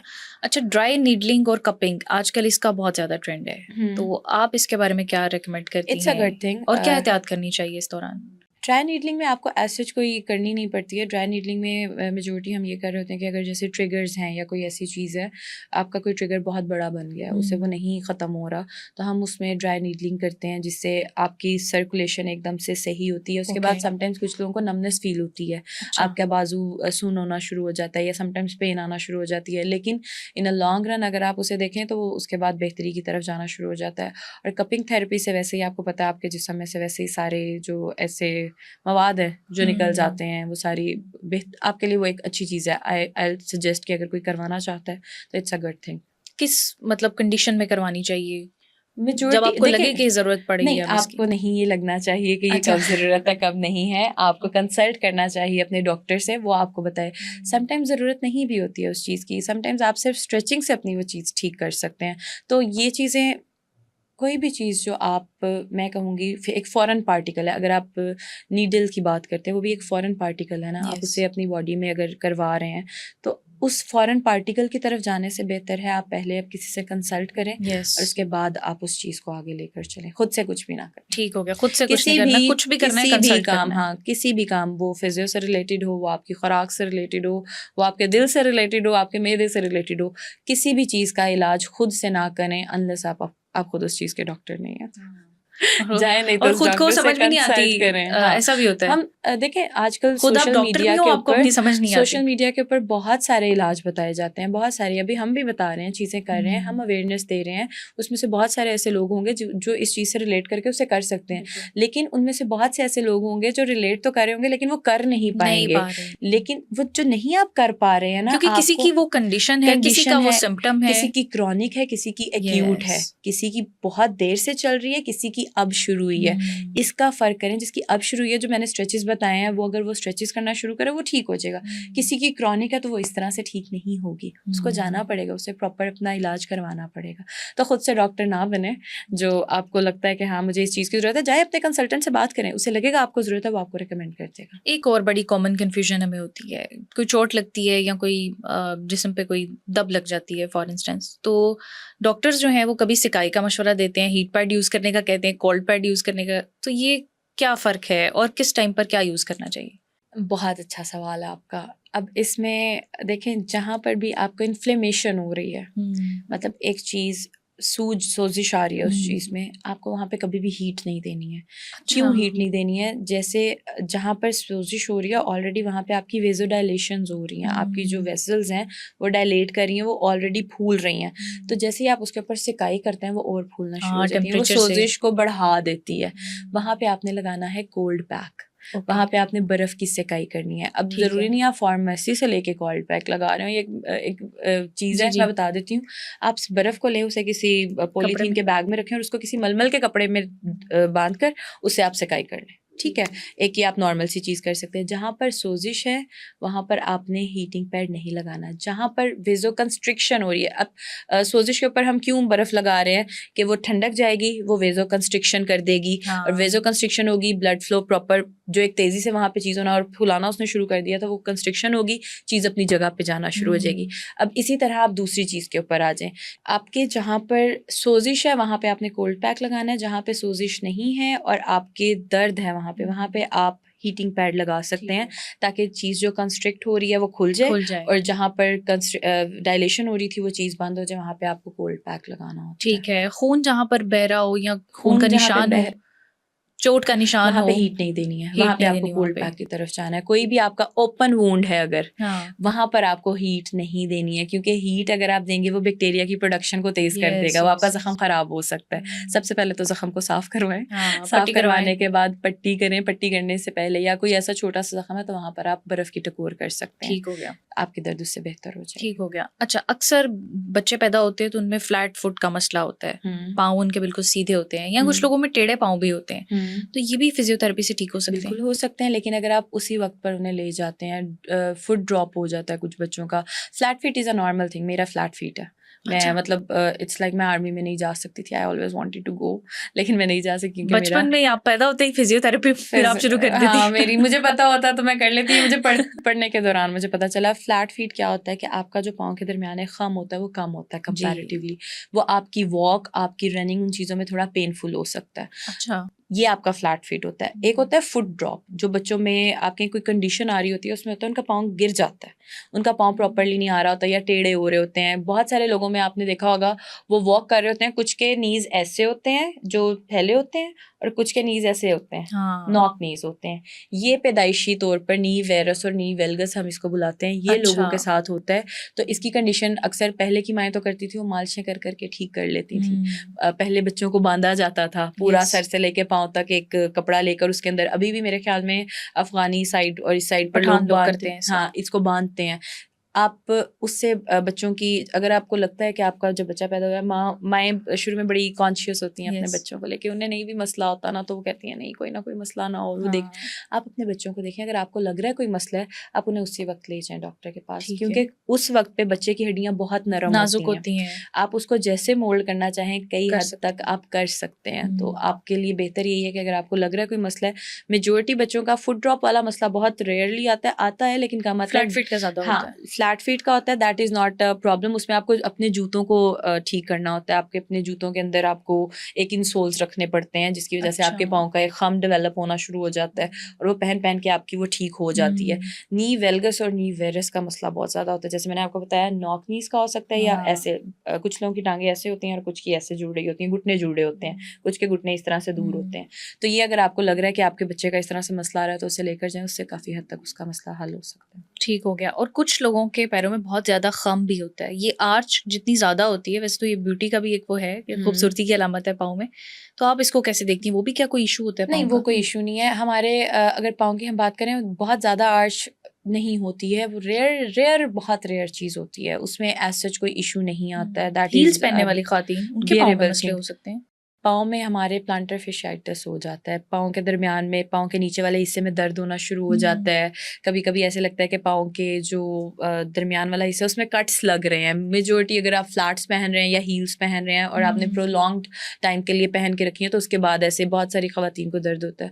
और मर्द हज़रात को भी जो बूट्स पहनते हैं, ऑफ़िस में आपको पहन कर जाने होते हैं शूज़ इस तरह से, तो उसके लिए एक बड़ी ही छोटी सी टिप और बहुत आसान टिप है जो आप घर में कर सकते हैं। उसमें आपने क्या करना है, एक 1/2 लीटर वाटर बॉटल लें आप, उसमें पानी डाल के उसे जमा दें, बर्फ़ जमा दें। ठीक है। जब आप घर आ रहे हैं, अपने पाँव के नीचे उस बोतल को रखें और उसको आपने रोल करना है पाँव के नीचे ऐसे। ये सरफेस है ओके। और इसके ऊपर आपने बॉटल रखी है और पाँव, जो आपके पाँव का दरमियान वाला हिस्सा, जो खम वाला हिस्सा है, आर्च है जो आपकी, उसके ऊपर आपने वो बॉटल के ऊपर रखना है और उससे रोल करना शुरू कर दें।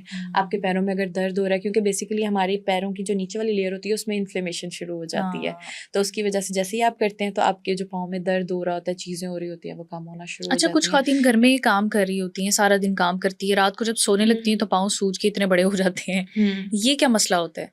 ब्लड पूलिंग हो जाती है आपकी, क्योंकि आप एक ही पोजीशन में बहुत देर तक खड़े रहे हैं, आपका ब्लड नीचे पैरों में इकट्ठा होता रहा है, इकट्ठा होता रहा है, आपने उसके बाद कोई ऐसी एक्टिविटी नहीं की कि वो वापस ब्लड प्रॉपर्ली सर्कुलेट कर सके। इसकी वजह से डायबिटिक लोग जो होते हैं उनको बहुत ज़्यादा पैरों में बिल्कुल, सोजिश रहती है, उनकी पैरों की नमनेस और वो नमनेस चीज़ें होती है, बहुत सुइयाँ ज़्यादा, चुभती हैं। डायबिटिक न्यूरोपैथी आ जाती है। ये खैर एक अलग बहुत वास्ट टॉपिक है जिसके ऊपर बात की जा सकती है। तो इन सारे चीज़ों के लिए आप अपने, अगर सोजिश नहीं है तो जो एक हमारे शुरू से करते हैं, पाँव नीम गर्म पानी में नमक डालकर उसमें सोक करें, हाँ। उससे आपके पाँव की, अगर थकावट से है तो, अगर आपकी सोजिश 4 से 5 दिन से ज़्यादा रह रही है, फिर आप उसे चेक करवाएं, कोई अंडरलाइंग इशू तो नहीं है, क्योंकि आपके कोलेस्ट्रॉल की वजह से भी हो सकता है, आपके यस, किडनीज़ की वजह से हो सकता है, बहुत सारे ऐसे मसाइल हैं। डरा नहीं रही हूँ, लेकिन बहुत सारी लेकिन चीज़ें ऐसे एग्ज़िस्ट करती होती हैं हैं। चीज़ें। अभी मैं बल्कि यहाँ पे एक चीज़, अब हमें लगता है कि मसाइल जो है ना सिर्फ बड़ों की उम्र में होते थे, अब छोटे-छोटे नहीं, नहीं। बच्चों के होते हैं, हाँ, ठीक हाँ, है? बिल्कुल। अभी इसमें हमारे मीम्स भी साथ बहुत आती हैं। मेरे एक कलीग हैं, he is just 30 years old और उनके किडनी फेलियर हो गए हैं। ही इज़ ऑन डायलिसिस और डॉक्टर ने उन्हें ट्रांसप्लांट का कह दिया कि आप करें।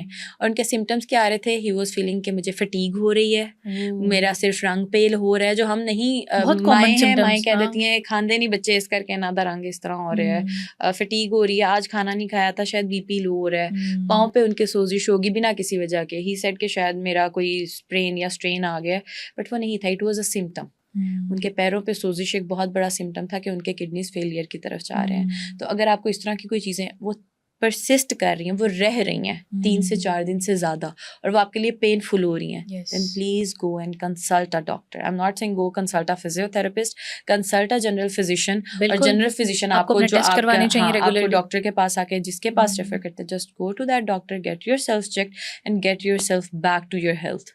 हुँ। अच्छा, जो क्रॉनिक पेशेंट्स होते हैं हुँ, बीपी के, शुगर के, उनके हुँ। लिए भी फिज़ियोथेरेपी ज़रूरी होती है? जब आपका ब्लड प्रेशर हाई है या आपको बुखार है, उसमें हम फिजियोथेरेपी नहीं करवाते हैं, अच्छा। उसमें आपको नहीं करनी है। कार्डियक के साथ दिल के मरीज़, हुँ, आपने शायद अभी उन्हीं की बात की, उनके कुछ ऐसी मूवमेंट्स होती हैं जो हम करवाते हैं, लेकिन उनके लिए बड़े सोच समझ के प्लान्स करवाने पड़ते हैं। उनको हम ज़्यादा रिकमेंड करते हैं, बहुत हाई इंटेंसिटी की तरफ नहीं लेकर जाते हैं।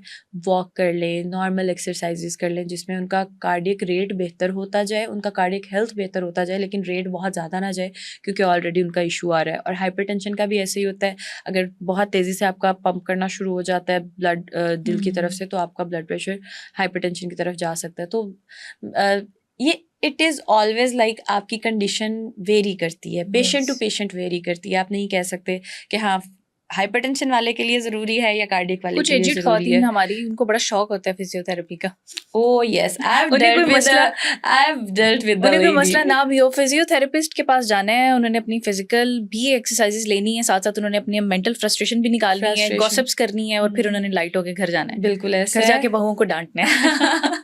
आई सजेस्ट कि आप एक दूसरे ये को तो ना आपका डेली डांटें। एक्सपीरियंस। डेली का एक्सपीरियंस है, हमारा एक सेशन होता है, इट्स अबाउट 40 टू 45 मिनट्स। हमें 40 टू 45 मिनट्स एक पेशेंट के साथ रहना होता है। कंसल्टेशन के लिए आप पहले से अलग से 20 मिनट होते हैं और उसके बाद सेशन के लिए अलग से। ओके। तो उसमें बहुत सारी ख़वातीन की, किसी की सास की स्टोरीज़ होती हैं, किसी की बहू की स्टोरीज़ होती है, और कुछ लोगों का, मैं आपको इसमें बताती जाऊँ, साइकोलॉजिकल इशू होता है। उन्हें हुँ, लगता है कि हाँ, हम ये करवाएँगे तो हम ठीक हो जाएँगे, उन्हें ज़रूरत नहीं नहीं होती है। होती मेरे है। पास एक पेशेंट आई थी, हम उन्हें सॉफ्ट टिश्यू हाथ से, manual, I believe in manual therapy, कि आप जितना हाथ से अच्छे से रिलीज़ करवा सकते हो, कोई मशीन्स भी के थ्रू। ट्रिगर, कोई भी चीज़, उतना आप मशीन से तेज़ अच्छे से नहीं करवा सकते हो। हुँ, दैट्स माय बिलीव। लेकिन आजकल बहुत सारी ऐसी मॉडलिटीज़ आ गई हैं जिससे बेहतर तरीके से हो सकता है। लेकिन वो अपनी, इश्यू पे भी डिपेंड हाँ, कर रहा है। इश्यू पे भी डिपेंड करता है, पर मुझे लगता है कि मैं क्योंकि जब आप देखते हो, फ़ील करते हो ना कि अंदर कितना डीप ट्रिगर है, क्या है, आपको पता चलता है कि मुझे इसे हुँ, इतना प्रेशर देना, मशीन को वो प्रेशर उस तरह से पता नहीं चलेगा।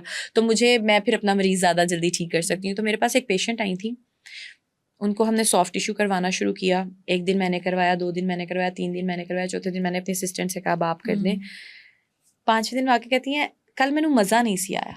अच्छा, मैंने कहा मतलब मुझे कल सुकून ही नहीं था। फिज़ियोथेरेपी में भी मज़े हाँ, चाहिए। मतलब उनको वो आदत इतनी हो गई थी कि अब उनका साइकोलॉजिकली एक उनका स्केल सेट हो गया था कि अगर इससे कम होगा ना तो मुझे फ़र्क नहीं पड़ेगा।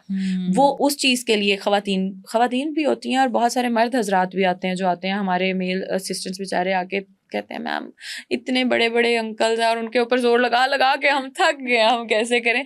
साइकोलॉजिकली होता है। और हाँ, आपके स्ट्रेस का जैसे हमने बात की थी कि that is directly proportional to your muscles. आपके पेशेंट्स आपके पास आते हैं, आपसे बहुत सारी बातें करते हैं जो वो किसी से नहीं कर पाते हैं। अब इसके पीछे भी एक बहुत बड़ा रीज़न है, अगर आप देखें तो एक ये सोशल इशू है। ये बिल्कुल आपके social घर में issue। लोग आपको सुनने के लिए नहीं है, आपकी वालिदैन को आपसे बात करने के लिए देखना पड़ रहा है कि अब हमारे बच्चे हमारे पास आके बैठें। हर इंसान जो एक घर में इकट्ठे रह रहे हैं या आप ऑफिस में कहीं पे, आपको एक दूसरे की बात बुरी लग सकती है। सबसे पहले तो दरगुजर करना सीखें। अगर नहीं दरगुजर हो रहा, उस चीज़ को बेहतर करने की बेहतर कोशिश करने की करें, कोशिश देखें कि करें। मैं कहाँ पे गलती कर रहा हूँ। हमारे पास बहुत सारे ऐसे लोग आते हैं जो जिनके इश्यूज़ ऐसे होते हैं कि सुनकर इंसान कहता है कि ये कैसे इश्यूज़ हैं। मेरे पास एक पेशेंट आई, ख़वातीन के साथ ज़्यादती भी होती है, मर्द हज़रात के साथ भी होती है। हम नॉट सेइंग पेशेंट्स की बात कर लेते हैं, ख़वातीन और मर्द को छोड़ जनरल देते हैं, जनरल कर देते हैं। मेरे पास एक ख़ातून आई, उनकी कमर का इशू था। मैं उन्हें डील कर रही हूँ, उन्हें मैंने झुकने से मना किया था, नहीं ठीक हो रही। 15 दिन गुजर गए हैं, 7 दिन का काम था, 7 से ज़्यादा 10 दिन का, 15 दिन गुजरे नहीं ठीक। मैंने कहा आप ऐसा क्या कर रही हैं? कहती हैं वो बस मेरे शोहर को पसंद है, उनके पैरों में जुराबें मैं उन्हें पहनाऊँ। वो जुराबें पहनाने के पीछे और उस चीज़ पे उनकी सास गुस्सा करती है कि उसकी इतनी सी तो ख्वाहिश है, Oh my तुम क्यों नहीं God। ये पूरा कर रही हो? उनकी ये कमर नहीं सास को ठीक कहीं हो ना रही जरा, थी। फिर वो वो फिर उन्हें सास आना पड़े नहीं, फिजियोथेरेपिस्ट के देखिए पास। गलती हो रही है ना, एक उनका मसला है। आप उस मसले को देखें। और क्या उनके शोहर के हाथों में इतनी सी जान नहीं थी कि वो जुराबें खुद पहन लें, या उन्हें अपनी अम्मी को जाके बताने की जरूरत थी कि जी फिजियो दी सेशन भी करा रही है ते नाल एदा मसला भी नहीं हो रहा, तो मैनू हले तक जुराबा नहीं पवा सकी। ये तो कोई बात नहीं ना, एक दूसरे के लिए आसानियां पैदा करना शुरू बिल्कुल करें। एक आप दूसरे को ऑफिस समझने की सेटिंग्स में कोशिश हैं, करनी चाहिए। कहीं पे हैं, आप किसी के लिए एक गिलास अगर पानी पीने जा रहे हैं और आप उसको कहते हैं कि मैं तुम्हारे लिए भी पानी ले आऊं, कल को वो आपके लिए भी एक हाँ, गिलास कोई पानी फर्क नहीं पड़ लेकर जाता, आएगा। बिल्कुल आसानियां पैदा करें। पानी से याद आ गया, आपके मसल्स के लिए बहुत इंपॉर्टेंट चीज़ होती है पानी। हाइड्रेटेड रहें। आपको डिहाइड्रेशन में नहीं जाना है, आपको अपनी उसी से खुराक फिर में स्ट्रेस भी होता है, बहुत स्ट्रेस सारे होता दर्द है, भी होते हैं। बहुत सारे आपके आधे से ज़्यादा मसाइल, आपका खून पानी से आपका नॉर्मल जिस्म रहता है। 60% पानी का बना है, आपको अपनी केमिस्ट्री का ख्याल रखना आपको चाहिए। उन चीज़ों का लास्ट ख्याल बट रखना नॉट चाहिए। लीस्ट, बेड और मैट्रेस लोगों को कंफ्यूजन होती है, नर्म बिस्तर पे सोना चाहिए, सख्त बिस्तर पे, आप क्या रेकमेंड करती हैं? मैट्रेस और आपका सरहाना, अगर आप साइड लाइन में सो रहे हैं तो आपका सरहाना सोते हुए आपने एक चीज़ का ख्याल रखना है कि जो आपकी गर्दन का खम है वो पूरा होना चाहिए। कुछ लोगों को साइड पे सोने की आदत है, कुछ को सीधे सोने की आदत होती है। उल्टे सोने का कॉन्सेप्ट नहीं होना चाहिए वो, क्योंकि आपके विजरास के ऊपर प्रेशर आना शुरू होता है तो आपके और मसल्स कैरिंग और मसाइल शुरू हो जाते हैं। अगर आप साइड पर सो रहे हैं तो आपका जो सरहाना है वो 5 to 6 इंचज़ का होना चाहिए, इससे ऊंचा नहीं होना चाहिए। अगर आप सीधा सो रहे हैं तो 4 to 5 इंचज़ का होना चाहिए। मैट्रेस की अगर बात कर लें, ऐसा मैट्रेस के अगर सोते हुए आपकी कमर बिल्कुल ऐसे खम में जा रही है तो वो ठीक नहीं है, और अगर बिल्कुल स्ट्रेट आपकी कमर रह रही है तो भी ठीक। इतना मैट्रेस की अपनी आप उसकी सॉफ्टनेस होनी चाहिए। सॉफ्टनेस होनी चाहिए कि आप कंफर्टेबल हों। जो होटल्स वाले हैं वो वाले मैट्रेसेस आप नहीं डेली रूटीन में यूज़ कर सकते, वो कंफर्ट लेवल के लिए होते हैं, कुछ वक्त के लिए। आपको मैट्रेस ऐसा लेना है जो आपकी कमर का एक जो बैलेंस बना के स्पाइन है रखें। उसके बैलेंस, स्पाइन के बैलेंस को बना के रखें। ठीक है। तो सोते हुए इस चीज़ का ख्याल रखें। अगर आप साइड पे सो रहे हैं तकिया, और अगर साइड पर सो रहे हैं तो आपकी टांग मेजोरिटी लोग एक आगे कर सोते हैं, जी, उसके नीचे एक तकिया रख कर क्या होना सोएं। चाहिए कि आपकी बॉडी एक बैलेंस के अंदर हो। बॉडी एक बैलेंस की तरफ आ जाए। एक और चीज़ इसमें ऐड करती जाती हूँ, सोते हुए से याद आ गया, जब आपने सोजिश की बात की कि आपके पैरों में सोजिश हो जाती है, तो अक्सर अगर किसी के पैरों में सोजिश आ रही है तो सोते हुए अपने तकिए, पाँव के नीचे एक तकिया रख लें ताकि आपकी वो सोजिश उतर जाए। सीधे लेट के। सीधे लेटकर पाँव के नीचे तकिया रखें, आप सो जाए उसी में। आप साइड लाइन पे सो रहे हैं, जैसे भी सो रहे हैं, लेकिन अपने पाँव को थोड़ा सा ऊंचा रखें ताकि आपको पता चल जाए कि वो सोजिश अब भी रह रही है या नहीं रह रही। क्योंकि अगर वो एक किसी आपकी रूटीन की वजह से होगी, कोई और मसला वो होगा। आपकी खत्म हो जाएगी। अगर परसिस्ट कर रही है तो फिर वो आपका कोई ना कोई थैंक यू issue सो होगा। मच डॉक्टर नूर, बहुत अच्छा आपके मुझे साथ खुद मेरा भी बहुत एक मजा सेशन था। आया। मैंने बहुत कुछ सीखा। व्यूअर्स, होपफुली आपके लिए भी ये बहुत इंटरटेनिंग और इन्फॉर्मेटिव होगा आज का पॉडकास्ट। अपना और अपने प्यारों का बहुत सारा ख्याल रखें। अपनी मेज़बान को दीजिए इजाज़त। अल्लाह हाफिज़।